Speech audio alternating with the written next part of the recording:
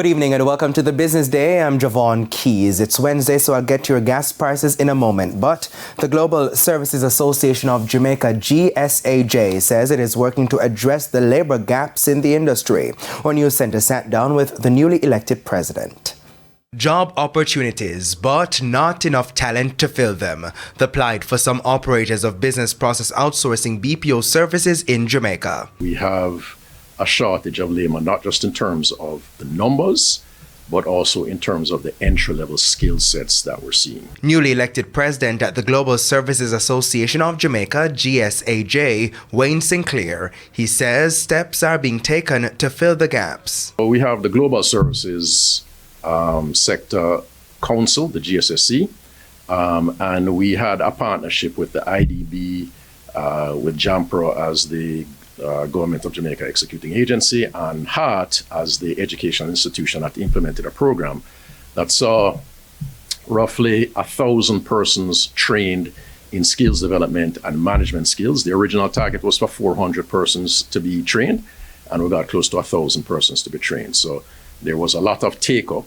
Mr. Sinclair says there is still more to do. The HART Trust is one of we have a memorandum of understanding with them, to work with them to continue to train persons coming out of secondary school to come into the sector.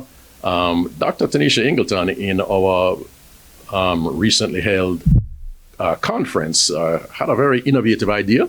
We have persons that are actually some retired, some older, that are not in the workforce right now, that can be retrained and reskilled. So we're definitely going to be pursuing those options as well. He says the demand is now for the higher order skills to make Jamaica more competitive as it relates to the quality of service being offered. As for attracting more business, our international partners saw Jamaica as a safe haven. And they see Jamaica as a safe haven because we are tried and proven, right? So we are in a position right now, Jamaica are in a position right now where we have proven ourselves. So we will always have the ability to continue to attract additional business.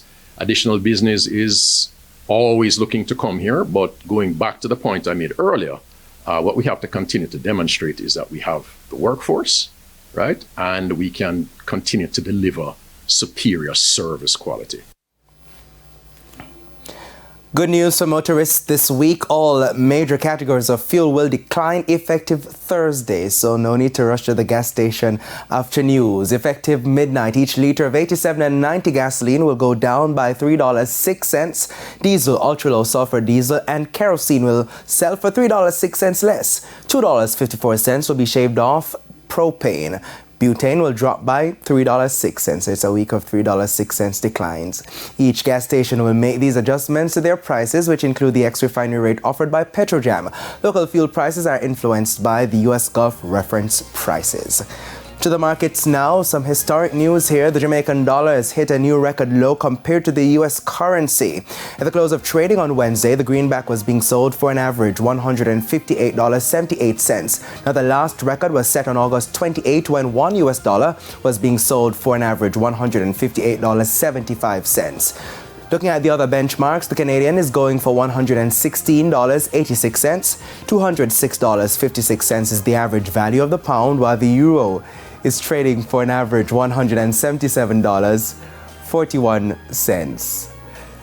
The JSE main index gained 1,228 points today, while the junior market index declined by 10 points. Among the 41 winners were Guardian Holdings, Epley 7.5% preference shares, The Lab, GUS Corporation, and our parent company, Radio Jamaica Limited. The 44 losers included Paramount Trading, Cygnus Real Estate Finance Jamaican Dollar Shares, Blue Power Group, Salada Foods Jamaica, and MPC Caribbean Clean Energy. 17 stocks closed the session, selling at the same price they started trading. And that's the Business Day. I'm Javon Keys. Please stay with us. Regional and international stories, they're right after the break.